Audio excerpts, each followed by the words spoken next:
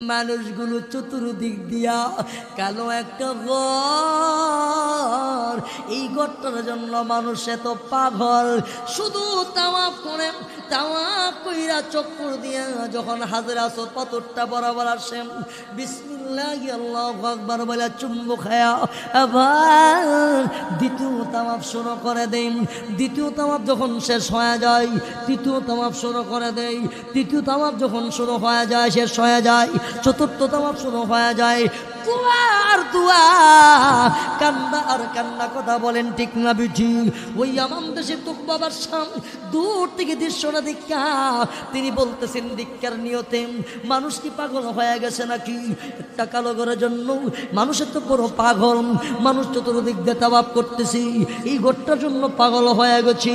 যেমন দেশের তুকবাবার শাহ দীক্ষার নিয়তি ওই কাবা শরীফ বাইতুল্লাহ কালো ঘরটার দিকে তুতু নিক্ষেপ করেছে।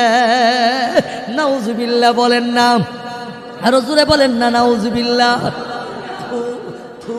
এই ঘরটার জন্য মানুষ তো পাগল, আমি বুঝলাম না।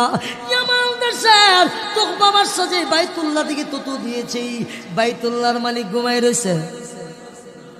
আরো আসতে, বাইতুল্লাহর মালিক ঘুমাইছে, বাইতুল্লাহর মালিক ঘুমাই না। বাইতুল্লাহর মালিক হাটি মুসলমানকে চিনি, নামদারি মুসলমানকে চিনে, মুনাফিক মার্কা মুসলমানকেও চিনে। আমাদের সমাজে এমন কিছু মুনাফিক মার্কা মুসলমান আছে, চুরি কর হাউদ দেখো হজাক তাক, কথা বলেন ঠিক না বেটি? না রে মুসলমান না, তুমি মুনাফিকে কইরা নামাজ পড়া যদি কপালের মধ্যে সর ফালাইয়া দাও, আল্লাহর কসম করে বলি তোমার একটা সেজদা কবুল হবে না। ইসলামের এত ক্ষতি কাফেররা করে নাই যতটুকু ক্ষতি মুনাফিকের বাচ্চারা করেছে, কথা বলেন ঠিক না বেটি? এই জন্য বলতেছিলাম ইয়ামান দেশে তুকবাবার শাহ ওই বাইতুল্লাহর দিকে তুতু দিয়েছেন কাবার মালিক আমার আল্লাহ সাথে সাথে ধরে ফেলেছে। ইয়ামান দেশে তুকবাবার শাহ সফর শেষে যখন ইয়ামান শহরে গেলেন, ইয়ামান শহরে যাওয়ার পরে আল্লাহ তাআলা এমন একটা রূপ দিয়া দিছে। কি দিছে? রূপ। কি রূপ দিছে? ওই বাদশা দেখবেন আমরা কি বেরিয়েছে, শ্বাস বেরিয়েছে, ঠিক না? মানুষ হা করলে কি বেরিয়ে হবে? এই শ্বাসটার সাথে তার মুক্তি দুর্গন্ধময় থাকে, এই দুর্গন্ধটা শ্বাসের সাথে কি হয়? কথা বুঝি না আপনারা? আমার কথা বলতেছেন না? বের হয়। দেখবেন অনেক এমন কিছু লোক, আল্লাহ মাফ করুক, আল্লাহ সুস্থ করুক, এমন কিছু লোক আছে যাদের কাছে সামনে দাঁড়াইলে এদের সাথে কথা বললে এরা যখন কথা বলে বলার সময় এদের ভিতর থেকে যে শ্বাসটা আসে এত দুর্গন্ধ, কলিজা ফাইটার মতন, বমি আসার মতন, এমন আছে না নয়? আল্লাহ হেফাজত করুক। আল্লাহ তাআলা ইয়ামান দেশে তুকবা বাসারে এমন একটা রূপ দিয়ে দিছে, এ যখন শ্বাস পালা এই শ্বাসের সাথে যে দোয়া না বাইর, এটা এমন একটা দুর্গন্ধ হয়ে বাইর, পাশে গিয়ে সমস্ত রূপ তার নাকে গিয়ে এই শ্বাসটা লাগার সাথে সাথে এই রূপটা এমন লেগছে ওই লোকটা মারা যা। আচ্ছা বলুন তো দেখি, আপনারা আমার কথা বোঝা মানে এই রূপটা যারা যারা দেখতেছে, বাকি লোকগুলি বাসার সামনে আইব না, ফলাইব আরো আসতে করো, আইব না, দুর্বল। যদি ওখানে বাচ্চা জন্ম হলে মা বোঝাই 2000 দুর্বল না যাইতাম না, গেলে দুর্গন্ধ গেলে কি হয়ে যাবে, মারাও যেতে পারি, অজ্ঞানও হইতে পারি, কেউ বাসার কাছে আসে না। আল্লাহু আকবার। মাসিক মনে আল্লাহ লিখছেন ওই বাদশা ইয়ামান দেশে এমন কোনো ডাক্তার নাই যেই ডাক্তার দ্বারা তিনি কি করেন নাই চিকিৎসা। মাগার কি হইতেছে রোগ ভালো এমন হইনি আমরা দেশে দেখেন কোনো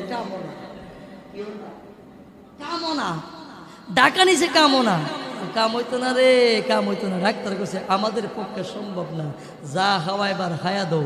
এই কথা শুন না বাড়িতে আয়া আর যা দেখছি কম না বইরা তো যাইব, শেষ ম্যাচ আমরা লক্ষ্মীপুর মাদ্রাসা নাজিম সাহেব হুজুর আছে, মুতামি সাহেব হুজুর আছে, হেরার কাছে গিয়া কই হুজুর একটু দোয়া করেন না, একটা হতম দিয়ে দেন না।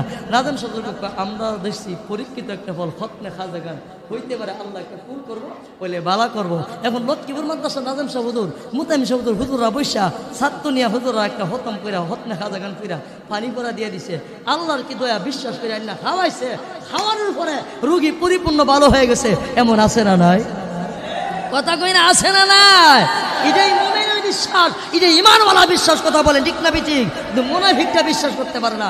আল্লাহু আকবার। ওই এমন দেশের বাদশা, এমন কোন ডাক্তার নাই, এমন কোন কবিরাজ নাই, ব্যবহার করেন নাই, করলে কি হবে মাগা রোগ ভালো। এবার এমন দেশের বাদশা ওই রোগের চিকিৎসার জন্য তিনি অন্য রাষ্ট্রে চলে গেলেন। ডাক্তারে কোনো রোগ পায় না, রোগও ভালো হইতেছে না। এখন কি করবেন? শেষ পর্যায়ে নিরুপায় হইয়া আমার দেশের বাসা ও দক্ষিণ লক্ষ্মীপুর বাবারাম, মনে রাখেন রে বাবা, আজকে উলামায়ে কেরামকে দেখলে তোমার কষ্ট লাগে, তোমার হিংসা লাগে, মৌলবাদী বলো, ইবাদী বলো, না না, তোমার মৃত্যুর সময় যেই লোকটা কাজে আসবে এই লোকটার নাম হলো হক্কানি উলামায়ে কেরাম। কথা বলেন ঠিক না ঠিক? ভাইয়ের আমার, বন্ধুরা আমার, এমন সময় আমার দেশের চিন্তা করলেন এখন আমি কি করব? আমি কোনো ডাক্তার পাচ্ছি না, এমন কোনো ডাক্তার নাই যেই ডাক্তার আমার রোগ ভালো করতে পারতেছি। এখন আমি কি করব? নিরুপায় হইয়া শেষ পর্যায়ে হইয়া মানদেশির তৌরাতের বড় বড় হাফেজে কোরআনদেরকে, আলেমদেরকে ওই আমার দেশে তোব্বা বাদশা নিয়া পরামর্শই বসেছে। ওই আলেমদেরকে নিয়ে পরামর্শ বসে। আমি তো ডাক্তার বোঝা কবিরাজ কোনো বাকি রাখছি না, এখন সব শেষ। এখন শেষ পেশে একটা পরামর্শ পাই কিনা এই চিন্তায় ওই এমন দেশের তোব্বা বাদশা বড় বড় তৌরাতের আলেমদেরকে, বড় বড় হাফেজদেরকে তিনি ডাকছেন। আপনাদেরকে ডাকলাম, ডাইকা তিনি রোগের কথা, সমস্যার কথা তুলে ধরছে। আমি এমন দেশে কোনো ডাক্তার বাকি নাই, উজা কবিরাজ বাকি নাই, এমনকি বাহিরে গিয়েছি, কোনো ডাক্তারে আমার রোগ কি বিচারা পায় না, আমার রোগ ভালো হইতেছে না। এখন আমি কি করব? আপনারা আমাকে একটা পরামর্শ দিন। আমি এখন আর পারতেছি না, কারণ আমার যে রোগটা এটা দেখাও যায় না, বোঝাও যায় না, কিন্তু যে আন্দাজা এন্দা সিরা বিরা লয়া যা।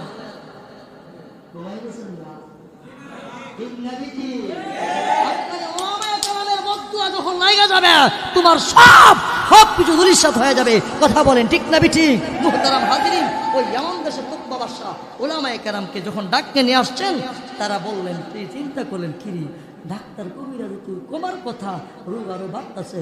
চিন্তা করে এদের মাঝে একজন বিজ্ঞ ব্যক্তি বলছে, আচ্ছা বরং তো দেখি আপনি কোনো বিয়া, কারোর সাথে কোনো বিয়ার দুবি করছেন নি?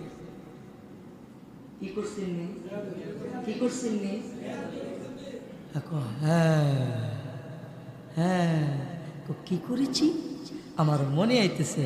আমি একদিন সফর করতে গেছিলাম, যাইতে যাইতে বাইতুল্লাহ শরীফ গিয়া কালো ঘরটা দেখলাম, মানুষ চতুর্দিক দিয়ে তওয়াফ করে।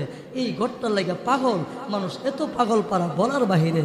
আমি করলাম এই ঘরটার লাগে তো কত সুন্দর সুন্দর ঘর আছে, মানুষ পাগল না, এটার লাগে পাগল। এই জন্য আমি ঘরটা দিকে থুতু দিছিলাম।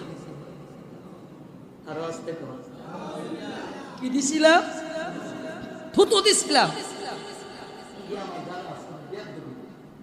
ওই আলেম বলেছেন, ও আমার দেশের বাদশা গো, আপনি যেই বিয়াদবি করেছেন, ইয়ামান দেশে ডাক্তার কেন, বাহিরে ডাক্তার কেন, মরণ পর্যন্ত চিকিৎসা করবেন, আপনার রোগ ভালো হবে না, কারণ রোগওয়ালার কাছে তওবা করতে হবে। কথা বলেন ঠিক না বিটি? আমার ইয়ামান দেশের বাদশাকে বলে দেওয়ার পরে এখন আমি কি করব, আমার কি করার আছে পরামর্শ দেন। আবার বলেন কাবার মালিক, কাবার সামনে যাইয়া ওই কাবার মালিকের কাছে তওবা করতে হবে, মাপ চাইতে হবে। ও বাবারা, আমি আপনাদের পায়া ধরে বলি, আল্লাহ তওবার দরজা খোলা রেখেছেন। শয়তানে ঢুকাই পড়ে গান বাদ্য করেছেন, নাফরমানি করেছেন, গুনাহ করেছেন, আর করবেন না বইলা তওবা কইরা যদি আল্লাহর কাছে ক্ষমা চাইতে পারেন, আমার আল্লাহ তো রহমান, আমার আল্লাহ তো রহিম, আমার আল্লাহ তো ক্ষমা করনেওয়ালা, আমার আল্লাহ তো মাফ করনেওয়ালা। কথা বলেন ঠিক না বিঠি? আমার আল্লাহ মাফ করতে পারেন। ওই আমার দেশের তুকবা বাদশাহ, ওই আল্লাহু আকবার, ইয়ামান দেশের যে আলেম ওলামারা ছিল, তাওরাতের আলেমরা ছিল, এদেরকে নিয়া হানে কাবা বাইতুল্লাহর সামনে হাজির হয়ে যায়। বাইতুল্লাহর সামনে যায় ওই আমাদের শির তুকবা বাদশাহ হাত তুললা, এবার বলে প্রভু গো, আল্লাহ রব্বুল আলামিন, মহান পরওয়ারদিগার আলম, আল্লাহ আমি অন্যায় করেছি, অপরাধ করেছি, আমি ভুল করেছি, আপনি দয়া করে আমারে মাফ করে দেন না। আমি কাবার দিকে তুতু দিয়েছি, আমি বুঝতে পারি নাই, আমি অন্যায় করেছি, আমি অপরাধ করেছি, দয়া করে মায়া করে আমার ক্ষমা করে দেন না। যখন আল্লাহু আকবার, আল্লাহু আকবার, ওই আমার দেশের বাদশা যখন বাইতুল্লাহর সামনে যাইয়া আল্লাহর কাছে তওবা করেছি, ক্ষমা চেয়েছি, মাপ চেয়েছি, আমার আল্লাহ সাথে সাথে তওবা কবুল কইরা ওই বাদশা রোগটা থেকে, রোগ থেকে আমার আল্লাহ পরিপূর্ণ ভালো করে দিয়েছে। আল্লাহ একবারে কি করে দিছে? ভালো করে দিচ্ছে, ভালো করে দিয়েছেন। কথাটা কোথায় দিয়েছে বলে কি? আসল মালিক, আসল বাড়ির মালিক হয়েছে। কথা মনে আছে আপনাদের? ইতিহাসটা দেখেন ভাইয়ার আমার, বন্ধুরা আমার। ওই দিন থেকে ইয়ামান দেশের তুকবা বাদশাহ আলেম ওলামাদের কি বড় মায়া করে, মহাব্বত করে। ভাইয়ের আমার, বন্ধুরা আমার, বড় পছন্দ করে। এই জন্য দেখবেন এখনো বড় বড় সর্দার বলেন, লিডার বলেন, উলামায়ে কেরামকে দেখলে মহাব্বত করে, আসে না নাই? আছি বিদায় দুনিয়া আছি। আমাদেরকে দেখবেন না রে বাবা, এমপি বলেন, চেয়ারম্যান বলেন, মেম্বার বলেন, উলামায়ে কেরামকে দেখলে মহাব্বত করে। করে কি করে না? করে না? আমার বড়াল ইউনিয়নের চেয়ারম্যান জাকির সাহেব আমাদেরকে যথেষ্ট মায়া মহাব্বত করে, দেখলি খবর নেই, এরকম আছে না? আর ভাইয়ারা বন্ধুরা আছে ওই এমন দেশের তুকবা বাদশাহ আলেমদেরকে বড় মায়া করে, মহাব্বত করি। যেখানে যায় সেখানে সঙ্গে কইরা নিয়ে যা। হঠাৎ করে একদিন তিনি সফরের উদ্দেশ্যে রওনা, চলেন না আমরা যাব। ওই তৌরাতের আলেমরা, তৌরাতের হাফেজরা তৌরাতে পেয়েছেন আখিরি জামানার নবী যিনি হবেন, জন্ম হবে মক্কায়, হিজরত হবে মদিনায়, নাম হবে মুহাম্মদ, বাবার নাম আব্দুল্লাহ, মার নাম আমেনা। ইতিহাসে আছে, তৌরাতের মধ্যে আছি, ইনজিলে আছি, জাবুরের মধ্যে আছি, ইতিহাসের মধ্যে আছি। এরা পেয়েছেন। আল্লাহু আকবার, সফর করতে করতে যাইতে যাইতে ওই ইয়াসরিব শহরে গেছে। কোথায়? ইয়াসরিব মানে মদিনার শহরে গেছেন। ওই মদিনার শহরে যাইয়া ওই তুকবা বাদশাহ যারা সাথে করে গিয়েছিল প্রত্যেকের জন্য একটা কইরা বাড়ি করেছে। বাদশাহ ওই ইয়াসরিব শহরে যায় প্রত্যেকের জন্য একটা বাড়ি নিয়ে করছে। বাড়ি করছে, কইরা বলছেন আপনি এ বাড়ি থাকবেন, আপনি এ থাকবেন, আপনি এ থাকবেন, আর নিজের লেগে বাড়ি নিয়েছে দুইটা। কিন্না কইরা ওই আলেম ওলামারা ইতিহাস বাদশারে শোনায়া দিলেন। বাদশাহ গো, আখিরি জামানার নবী যিনি হবেন, তিনার জন্ম হবে মক্কায়। মক্কা থেকে হিজরত করে তিনি এখানে আসবেন, ইয়াসরিব শহরে আসবেন। এই শহরের মধ্যে আসবেন, যেই শহরে তিনার রওজা তার হবে। এই খবরটা যখন দিল, ইতিহাসটা যখন বাদশাকে শোনায়া দিলাম, সফর যখন শেষ হয়ে যাবে সবাই আবার যখন ইয়া আল্লাহু আকবার ইয়ামান শহরে চলে যাবেন, যেই সমস্ত উলামায়ে কেরাম সাথে গিয়েছিল তারা বলছেন বাদশা মধু আমরা এখানে আসছি, ওই নবী এদেশে আসবেন, আমরা আর ইয়ামান দেশে যাব না, এই ইয়াসরিব শহরে আমরা বসবাস করতে চাই। দয়া করে যদি আপনি আমাদেরকে অনুমতিটা দিতেন বাদশাহ, আমরা আর যাইতাম না, ইয়ামান দেশে যাব না, আমরা এই দেশে থাকবো, কারণ এই দেশে আখিরি জামানার নবী আসবেন, এখানে নবী আসবেন। ইয়ামান দেশের বাদশা ওই তুকবা বাদশা বলেন, ঠিক আছে, আমি আপনাদেরকে মালিক বানায় দিয়ে গেলাম, তবে শোনেন না, আমি যে দুইটা বাড়ি করেছি, একটা হলো আমার জন্য, আরেকটা হলো ওই নবী মুহাম্মাদুর রাসূলুল্লাহ সাল্লাল্লাহু আলাইহি সাল্লামের জন্য। দুইটা বাড়ি কই করলাম। তিনি একটা চিঠি লিখছে, আখিরি জামানার নবীজি হিজরত কিরা মক্কাতে মদিনে আসবেন, আমি যদি তিনার হিজরত পর্যন্ত আমি জীবদ্দশায় থাকি, আমার জীবদ্দশায় যদি তিনি দুনিয়াতে পদার্পণ করে আগমন করে, আমি ওই নবীর উপর ঈমান এনে ফেলব। আর জোরে কর কি আল্লাহ, ঈমান আল্লাহ। আর যদি ওই নবী আসার আগে আগে আমার মৃত্যু হয়ে যায়, আমি ওই চিঠির মাধ্যমে ওই নবীর প্রতি ঈমান এনেছি, আর এই চিঠির মাধ্যমে এই বাড়ির মালিক আমি ওই নবীকে বানাই গেলাম, ওই নবী এই বাড়িতে বসবাস করবে। ভাইয়ার আমার, বন্ধুরা আমার, আল্লাহর নবীর জন্য বাড়ি কই কইরা মালিক বানায়া দিয়া ইয়ামান দেশের বাসে ইয়ামান দেশে চলে গেলেন। ভাইয়ার আমার, বন্ধুরা আমার, ওই দিক দিয়ে নবী দুনিয়াতে আগমন করেছি, মক্কায় জন্ম হয়েছি, 40 বছর পর্যন্ত মক্কার কাফেররা আমার নবীর আলামিন বলছিল। ঘুমাই গেছেন কি বলছিল? মুহাম্মদ গো, তোমার মতন ভালো মানুষ এই মক্কা নগরীতে নাই, আমানত রাখত, একদিন না 2 দিন না, 1 বছর না 2 বছর না, 40 বছর পর্যন্ত, যে মাত্র 40 বছর পরে হেরার গুহাতে জাবালে নূরে আল্লাহ কোরআন নাজিল করেছিল, নবুয়াত দিয়েছেন।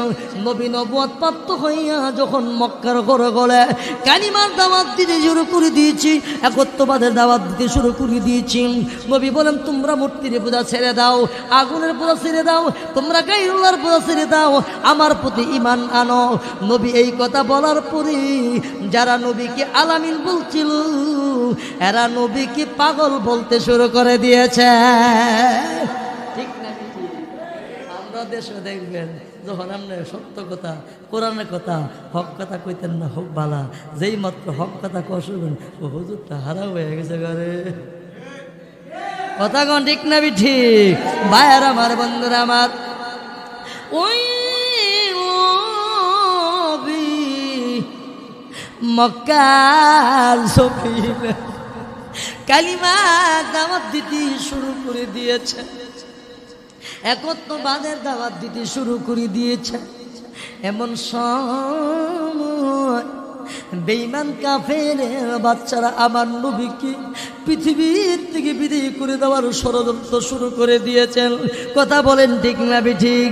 যারা নবীর সত্যবাদী বলছিল, যারা আলামিন বলছিল, এরা আমার নবীরে পাগল বলতে শুরু করে দিয়েছি, জাদুঘর বলতে শুরু করে দিয়েছি। ভাইয়ার আমার, বন্ধুর আমার, একদিনের ঘটনা, নবীর চাচা বাবা পৃথিবীতে বিদায় হয়ে গেছে, দুনিয়াতে আসার আগে দাদা বিদায় হয়ে গেছি, চাচা আব্দুল মুত্তালিব নবীর লালন পালন করে, করছে না? লালন পালন করে। বেঈমান কাফেরের বাচ্চারা আবু জেহেল, উতবা, সাইবা, এরা যাইয়া নবীর চাচা আবু তালেবের কাছে বিচার দিয়েছে, ও আবু তালেব, তোমার ভাতিজা মুহাম্মদ এই মক্কা নগরীতে সঠিক যেন বলে, আমাদের ধর্মের বিরুদ্ধে কথা বলে, আমাদের ধর্মের বিরুদ্ধে কথা বলে, কথা কোন ঠিক না ঠিক? তোমার কাছে বিচার দিলাম, মুহাম্মদের বিচার করো, যদি না করো আমাদের হাতে ছেড়ে দাও, আমরা তার বিচার করব। আল্লাহু আকবার। সেদিন আবু তালেব জবাব দিয়েছিল, মক্কার কাফেররা আবু জেহেল, তোমরা যে বলেছ, আমি খবর নিয়ে দেখি আমার ভাতিজা কি দাওয়াত দে কি বলে। আল্লাহু আকবার। আবু তালিব আমার নবীকে ছাড়া খাবার খাইতেন না, আরো জোরে কন্যা, খাবার খাইতেন না। আবু জাহেল বিচার দিয়েছি, বড় বড় লিডারেরা নবীর বিরুদ্ধে বিচার দিয়েছি। আবু তালিব আমার নবীর সন্ধানে বের হয়ে গেছে। যাইতে যাইতে বহু দূরে গিয়া রাখালেরা গুরু বক্কি উঠ চড়াইতেছে। আবু তালেব বলে, ভাই মোহাম্মদ নামে একটা যুবককে দেখছিলি? রাখালেরা বলে, আমরা মোহাম্মদ নামে যুবককে চিনি না, তুমি শুনো, এই দিক দিয়া একটা যুবক হাইটা হাইটা সামনে রেখেছে। শুনো গো, ওই যুবকটা যাওয়ার সময় আমাদের উল্টেগুলো, আমাদের বক্কিগুলো গাছের কাছে মুখ লাগাইলাম, ওই যুবকটার চেহারা দিকে আমাদের বক্কিগুলো উটগুলো তাকায়া রয়েছে। আমরা চিনিলাম, আরো সামনে গিয়ে দেখার ওই মোহাম্মদের পাওয়া যায়নি।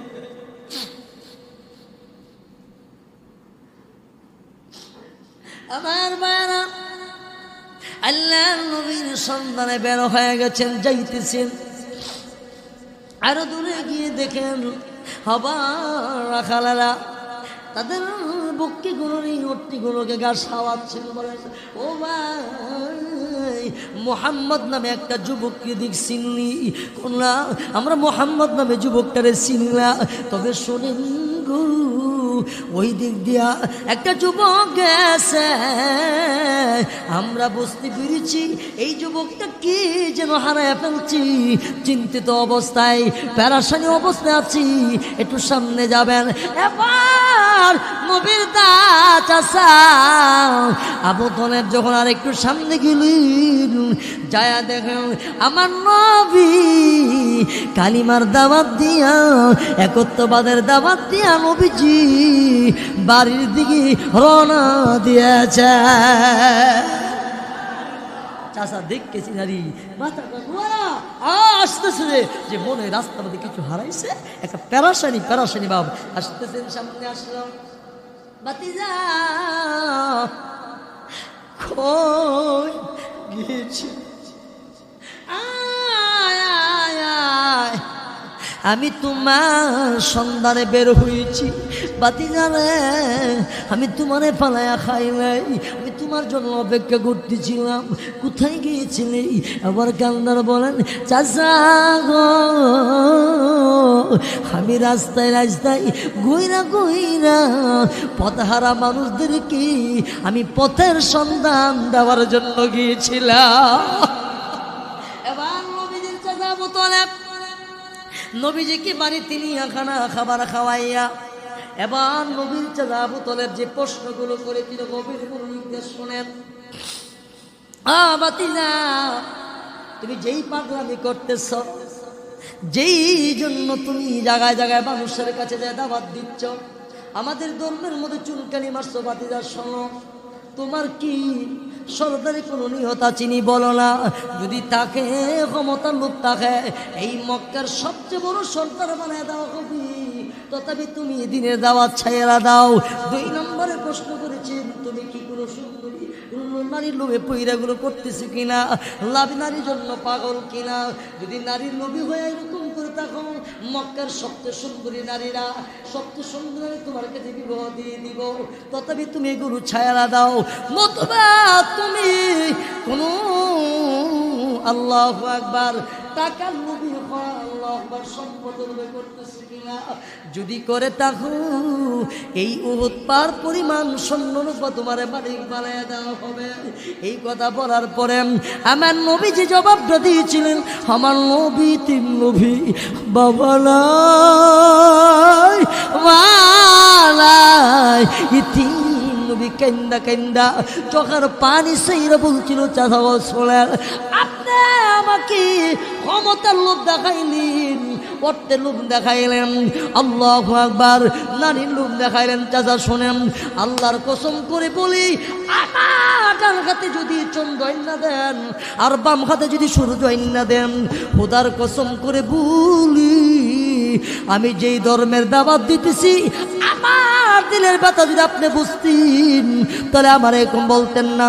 আল্লাহর কসম করে বলি, চন্দ্র সূর্য আমার হাতে আইনা দিলেও আমি আমার দাওয়াত বন্ধ করব না। রুসার সে বরকাকে যারা পর্দা ওঠা দু, रूसर से बरका के जरा पर्दा उठा दू, लिल्लाहे मुझे हुस्न खुदा दाद दिखा दू, लिल्लाहे मुझे हुस्न खुदा दाद दिखा दू। मैं दूर हूँ मजबूर हूँ आई सैयद आलम, मैं दूर हूँ मजबूर हूँ आई सैयद आलम, दीदार देखा दे नहीं आवाज सुना दू, दीदार देखा दे नहीं आवाज सुना दू।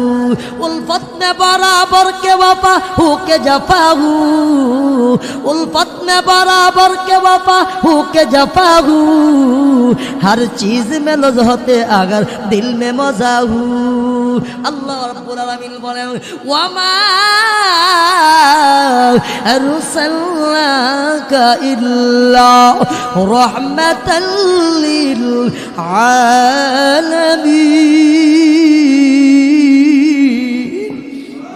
अल्लाह बोलेन, ও নবীজি, আমি আপনাকে পৃথিবীর জন্য রহমত বানায় পাঠাইলাম।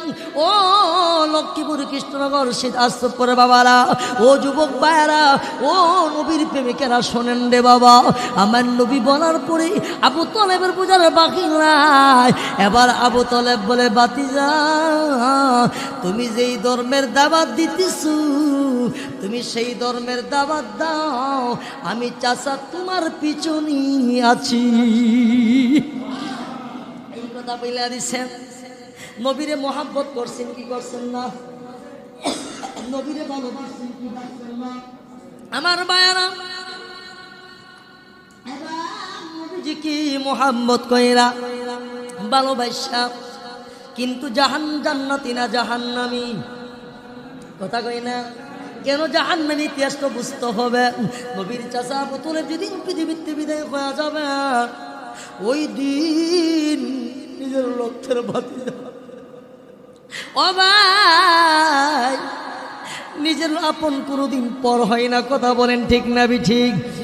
কিন্তু এবার আল্লাহ নবী চাচার কাছে গিয়া বলেন, চাচা গো, আপনি সাক্ষাৎ অবস্থায় আছেন, পৃথিবীতে বিদায় হয়ে যাবেন, আমি আপনার ভাতিজা, আমার আব্বা ছিল না, আমার দাদা ছিল না, আপনি আমার লালন পালন করেছেন, বড় মহাব্বত করেছেন, আদর করেছেন, আপনি আসছি আপনার কাছে, আমার কানে কানে কালিমাটা শোনায়া দেন না। খোদার কসম, যদি কালিমাটা শোনায় দিন, কঠিন কিয়ামতের ময়দানে আমার গলার লাগে, গলার সাথে রশি লাগাইয়া, আপনারে বাহে লাগাইয়া আমার সাথে কুড়ি জান্নাতি নিয়ে যাব। এই কথা বলার পরে আবু তলেব ইসলাম গ্রহণ করবে করবে করবে। বা মিস্টার আবু জেহেল, নাম শুনছেন না আপনারা? ঘুমাই গেছেন না? নাম শুনছেন নি? আবু জেহেল কো আবু তলেব আগে যেটা কইরাছ তিরা বাদ দালাইবি চিনি, আগে যেটা কইরাছ সবসময় কইরাছ নাই, ও অনেক বাদ হতে বাদ দিয়ে যাবা। আরে বাদ দেওয়ার নাম ইসলাম, কথা বলে ঠিক না বিটি? বাদ দেওয়ার নাম ইমান, কথা বলে ঠিক না বিটি? এই কথা বলার পরে আবু জেহেল কো আবু তলেব, সারা জীবন বাপ দাদা ধর্ম মেন নেইছ, এখন মরার সময় বুঝি বাতিদার ধর্মটা গ্রহণ করে নেবা? মানছে কইব গীতা? হ্যাঁ, আবু তলেব মরার সময় বাতিজার ধর্ম গ্রহণ করছে। এই কথা যখন কইছে, আবু তলেব কো, বাতিজা আমি পারলাম না, বাতিজা পারলাম না, ইফতার তুন্নার, বাতিজা রে আমি জাহান্নামটা বাইচ্চা নিলাম, আমি পারলাম না আমার পক্ষে সম্ভব না, আমি পারলাম না। এই কথা বলার পরেই আমার নবীর চোখে মোবারকে পানি, নবী বরদাস্ত করতে পারেন নাই। নবীজি জোড়ায় জোড়ায় কান্দি, বিনয় বিনা কান্দি। আল্লাহ পাক রব্বুল আলামিন আমার নবীর চোখে পানি বরদাস্ত করতে পারে না। আল্লাহ বলেন, ও জিবরাইল যাও যাও, আমার বন্ধুকে জানায়া দাও, আমার বন্ধুকে বলে দাও, আমার বন্ধু যেন পেরেশানি না হয়, চিন্তিত না হয়, না কান্দি। আমার বন্ধুকে জানায় দাও, আমার বন্ধু যত চেষ্টা করুক না কেন, আমার আল্লাহ আবু তলেবের কপালে তকদিরি হেদায়েতের মালা লিখে দেন না। আল্লাহ জানায়া দিয়েছেন, ইন্নাকা লা তাহদি মান আহবাবতা ওয়ালা